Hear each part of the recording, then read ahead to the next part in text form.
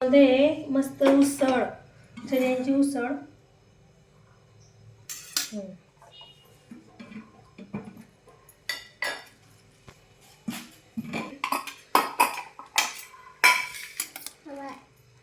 एकदम मस्त शिजलेले आहे. एकच शिट्टीमध्ये चणे होत आहे. हे चणे माझ्या आईच्या घरचे आहे आणि खायला पण खूप टेस्टी लागतात. हे बघा आता मी उसळ कशी करते ते. अगोदर 2 पळे तेल टाकून घेतला. येते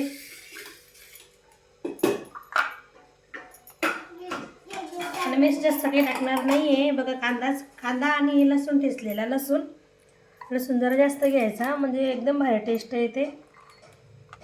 लस चव येते याला उसळला.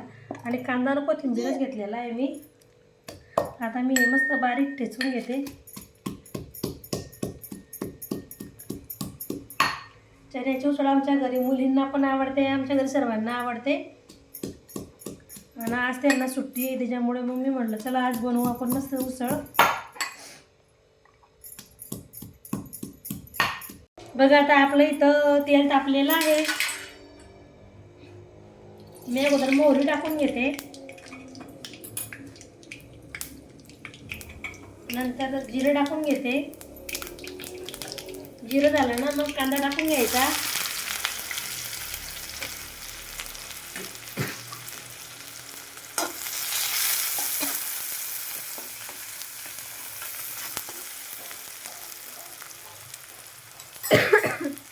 बघा तिकडं आपल्या चणे शिजेपर्यंत मी ना बघा किती मोठे शेंगदाणे पण फोडून घेतलेले आहे. म्हणजे आपले शेंगदाणेच नव्हते घरात. थंडी पण पडलेली खूप आणि आज मुलींना सुट्टी होती त्याच्यामुळे कपडे वगैरे सर्व राहिलेले पण अगोदर त्यांना नाश्ता करून देते मी. मग करू का. कांदा थोडासा होऊ द्यायचा. मग नंतर बघा मी लसूण टाकते म्हणजे नंतर टाकला ना लय भारी चव लागते त्याकरता. आणि आता लसूण पण छान होऊ देईन. मग नंतर मसाला टाकेल मी त्याच्यामध्ये. धना पावडर आणि थोडा मसाला या आणि हा गोडे मसाला टाकते थोडासा.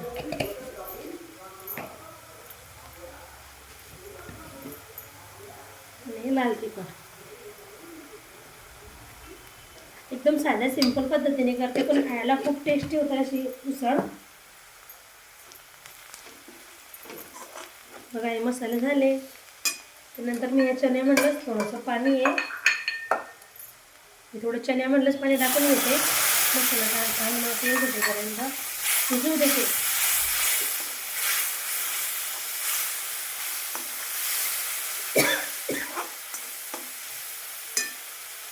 या मसाल्यामध्ये थोडा कोथिंबीर पण टाकून घेते.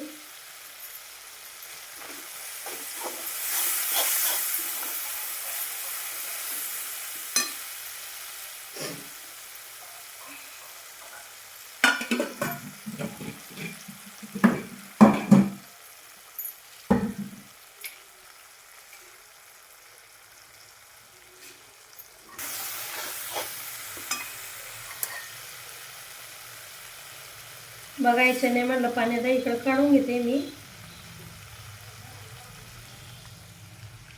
चणे शिजवायला टाकलेलं पाणी मी इकडे काढून घेते. पाणी कशात काढलं. तर तुम्हाला जर कधी म्हणजे उसळमध्ये पाणी लागत असेल तर तुम्ही टाकू शकता. पण मी इतकं काही पाणी टाकणार नाही आहे कारण की मुलींना नुसतं उसळ खायची सुकी त्याच्यामुळे मी सुकी बनवणार आहे. पण तुम्हाला जर पोळीसोबत खायची असली तर हे पाण्याचा वापर करायचा.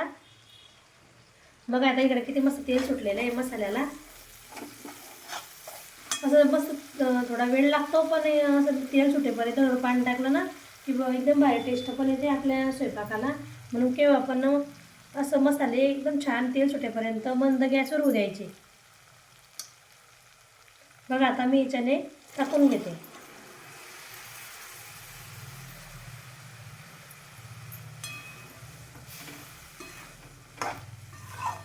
थोडंसं पाणी टाकलेलं आहे म्हणजे आपले मसाले छान शिजतील आणि चण्यांना पण छान लागतील त्याच्याकरता मस्त. आता मी टाकून घेणार आहे चवीनुसार. मीठ. अगोदर पण मी चणे शिजवायच्या वेळेस मीठ टाकलेलं होतं, मग आता मी थोडं कमीच टाकणार आहे. बघा झटपट झाली ना माझी उसळ.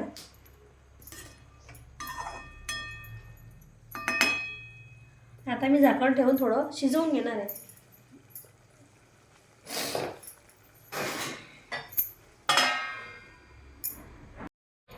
मस्त अशी उसळ तयार. बघा पूर्ण पाणी असं आटलेलं आहे बघा. आता त्यावर मी टाकते थोडासा कोथिंबीर आणि कांदा आणि त्यासोबत लिंबू. मिरच्या बी दिलेल्या आहे. भेंडी, ताजी भेंडी आहे. तिकडे पपई दिलेली आहे, केळी दिलेली आहे, भरपूर असं दिलेलं आहे त्यांच्या मित्राने. आणि इतक्या भारी शेंगा आहे ना की काय सांगू तुम्हाला. बघा लांब लचक शेंगा आहे. असं त्यांचे मित्र त्यांना बरेचसे असे देत राहता काही ना काही. बघा मित्रांनो. आणि आमच्या घरी तर इतके आवडतात. डुगू तुला कसं आवडते खायला शेंगा? कचोरी उकडलेला शेंगा. हां तुझं केव्हाचं चालू होतं की पप्पा शेंगा आणा शेंगा आणा. पप्पानं पाय विकतचं आणलं. पण शेतात आहे. आईच्या पण शेतात आहे, पण जरा मामा वारलेले आहे तिथं आई गेलेली आहे. आणि बघा किती भारी शेंगा आणलेल्या आहे त्यांनी. आणि मिरच्या पण शेतामधल्या आहे. मस्त असे मी आता चहा बनवते त्याच्यासाठी गुळाची. आणि ते दूध आणलेलं आहे, दूध पण तापवते बघा इकडे. आणि निधीचे पप्पा आणि ते मला आता शेंगा आणि मिरच्या एकत्र झालेल्या आहे, त्यांनी निवडून देत आहे. आणि माझा व्हिडिओ तुम्हाला आवडल्यास लाईक शेअर सबस्क्राईब करायला विसरू नका. Bye bye.